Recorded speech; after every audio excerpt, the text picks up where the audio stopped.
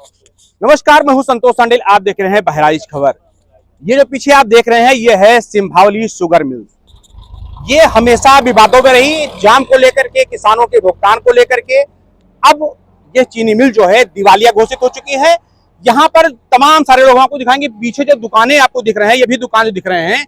इन दुकानों पर लोग रोजगार करते थे। जो किसान यहाँ के थे, किसान जो है गन्ना लाते थे, लेकिन उनका भुगतान समय से नहीं हो पाता था। लिहाजा यहाँ पर 1 अरब 4 करोड़ रुपए यहाँ पर बाकी हो चुका है मिल के ऊपर, और इसलिए मिल दिवालिया घोषित हो चुकी है। और अब मिल बंद के कगार पे, देखिए गेट पे यहाँ पर बंद है। चूंकि किसान के पास अब गन्ने भी तैयार हैं। वो कुछ ही समय है जब यहाँ पर किसान गन्ना लेकर के आते और अपने गन्ने को बेचते, लेकिन उस समय अब किसान का गन्ना जो है यहाँ पर नहीं बिक पाएगा इस मिल में।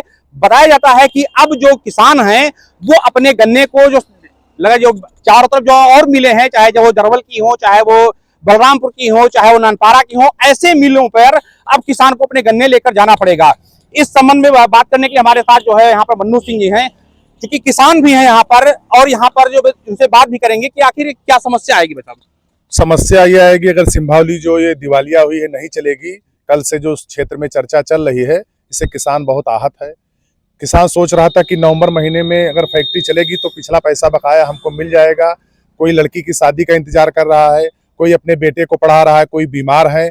मैं माननीय मुख्यमंत्री जी से सभी किसान भाइयों की तरफ से अनुरोध करता हूं कि इसको संज्ञान में लें और किसानों का पेमेंट तत्काल प्रभाव से कराया जाए, जिससे क्षेत्र में खुशहाली हो और इस फैक्ट्री को तत्काल नीलाम करके इसको चलवाया भी जाए। इससे बंद होने से क्षेत्र में बहुत बेरोजगारी फैलेगी।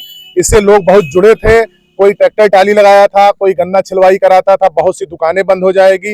ये क्षेत्र वैसे ही बहराइच बहुत पिछड़ा है।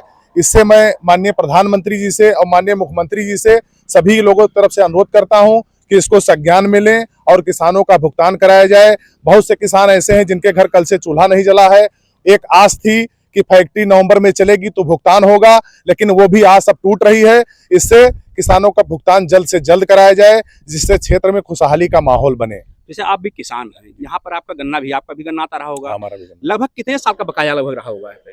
ये फैक्ट्री 10 साल से ऐसे चल रही कि इस साल का पेमेंट अगले साल, अगले साल का पेमेंट अगले साल, इसी तरीके से चल रही, जिससे ये दिक्कत में थी। लेकिन किसान अपना लोकल के नाते इनको गन्ना दे रहा था कि अगर इधर बलरामपुर जाए या तो जरवल जाए या पार्ले जाए, तो इसीलिए इनको दे रहा था कि इस साल हम देंगे तो अगले साल पैसा मिल जाएगा। लेकिन अब वो भी आस टूट रही है कि दिवालिया घोषित हो गए।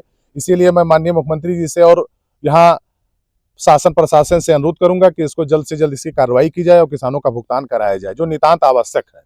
ये कुछ किसान और हैं। भैया, क्या नाम आपका? बबलू सिंह। आप भी किसान है गन्ना? हाँ, किसान है। अभी यहीं बेचते थे गन्ना? हाँ, यही गन्ना बेचते हैं। क्या बताना चाहेंगे, अब दिक्कत नहीं होगी? नहीं, हम लोगों को बहुत दिक्कत होगी। गन्ना भाई कहाँ लेकर हम लोग जाएंगे? जो है पार्ले जी या बलरामपुर लेके जाओगे तो वहाँ के मिल वाले वैसे कि आज चिलोरिया वाले आएंगे यहाँ जो है अपन मिल बंद कराई के, तो ऐसे हमें तो रोजी रोटी जुड़े रही, घर परिवार जुड़ा रहा, भाई समाज जुड़ा रहा, दुकानदारी करते रहे, सब जने बेरोजगार आए के यहाँ काम करते रहे, मजदूरी लोग करते रहे, तो वो सब कहाँ बेचारे जी हैं जो ना हमें तब कहाँ गन्ना लेके जावे? तो भाई मिल चले, भाई ठीक है ना, ये तो पैसा दिया था, अगले साल दिया था, साल भर तो दे तो दिया था पैसा। भाई हमें सब कहूँ मांगे गन्ना कि नहीं पैसा हमारे दवाई दियो, पैसा नहीं दिया तो मिलिया बंद कराई दियो। भाई ऐसे हमें कैसे चली काम, बताओ जाए।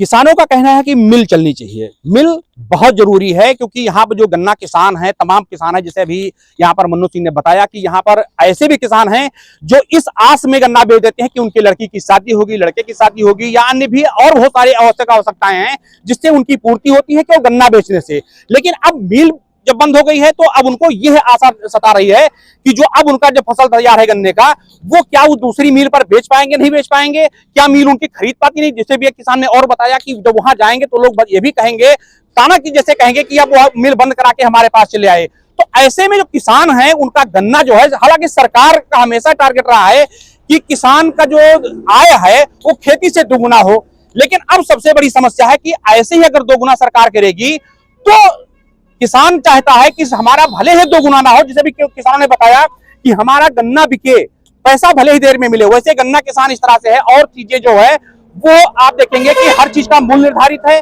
मूल्य किसान नहीं डिसाइड करता है, मूल्य सरकार डिसाइड करती है या जो गन्ना मिल मालिक है बैठ कर बात होती है वो डिसाइड करता है। लेकिन किसान गन्ना बेचने के बाद वो साल भर पूरी आशा लगाता है कि अब हमको गन्ने के मूल्य इस महीने में प्राप्त होगा और हम अपने गन्ने का वाजिब मूल्य पा सकेंगे। लेकिन अब इस सिंभावली मिल से जो है ये भी आस टूट रही है किसानों की कि अब हमारे खेत में जो खड़ी फसल गन्ने की है वो हम कैसे बेच पाएंगे, कहां बेच पाएंगे, बहुत ही वापों की स्थिति है। अब अगर ऐसे में यहाँ के किसानों को नानपारा बता दिया जाएगा तो नानपारा लगभग यहाँ से 40 किलोमीटर दूर है, तो उन किसानों को 40 किलोमीटर दूरी पर जो बेचने के लिए कांटे लगेंगे, जो भी को लगेगा, जो डायरेक्ट बेचेंगे उनको 40 किलोमीटर जाने के लिए यहाँ पर डीजल की भी आवश्यकता होगी। वो मूल्य जो है उनके गन्ने पर उनको घाटा दिखेगा। भैया क्या नाम आपका? राम नरेश यादव। गन्ना बोए हैं? जी गन्ना बोए। कितना गन्ना बोए हैं?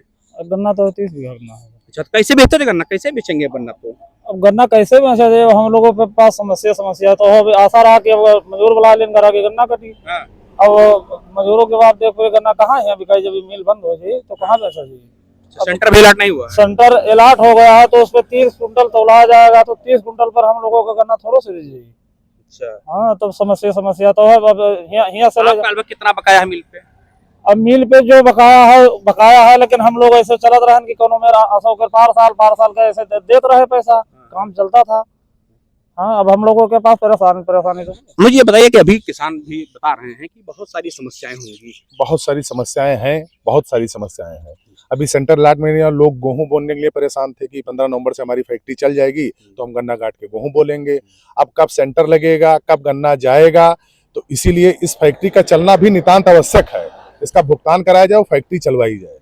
फैक्ट्री चलनी जरूरी है, फैक्ट्री चलना बहुत आवश्यक है, नहीं तो ये क्षेत्र बहुत पिछड़ जाएगा। क्योंकि लोग बाहर से मजदूर बुलाते हैं, मजदूर बुला लिए थे कि हमारी फैक्ट्री 10-15 नवंबर से चल जाएगी। इधर गेहूं का सीजन है, अगर गन्ना कटेगा तभी गेहूं बो पाएंगे, वो भी नुकसान किसान का होगा। उनके पास ऑलरेडी चाहे झरवल हो या नानपारा हो या बलरामपुर हो, उनके पास उतना एरिया है, वो अपने पहले एरिया अपने किसानों को संतुष्ट करेंगे, तब वो बाहरी किसान को संतुष्ट करेंगे कि भाई ये तो चिलवरिया के किसान हैं, ये हमको तो गन्ना दे नहीं रहे थे, हमारा बलरामपुर का किसान गन्ना दे रहा था। तो हम लोग यही चाहते हैं, सारे किसान चाहते हैं कि चिलवरिया शुगर फैक्ट्री भी चले और पिछला भुगतान भी हो। ये लोग हैं, किसान हैं, इनकी मांग है कि मिल चलनी बहुत जरूरी है। कि हालांकि जो बकाया है वो बकाया तो देंगे ही देंगे, लेकिन मिल चलेगी, उससे किसानों को ये हो जाएगा कि उनकी फसल समय से उनकी बुआई होगी और समय से उनका गन्ना बिकेगा। हालांकि पैसे जो हैं वो बाद में मिलते ही मिलते हैं, तो पैसे भी उनको मिल जाएंगे उससे, लेकिन मिल का चलना बहुत जरूरी है। हालांकि अब मिल कब चलती है ये समय बताएगा। तब तक आप बने मेरे साथ, देखते रहे बहराइच खबर।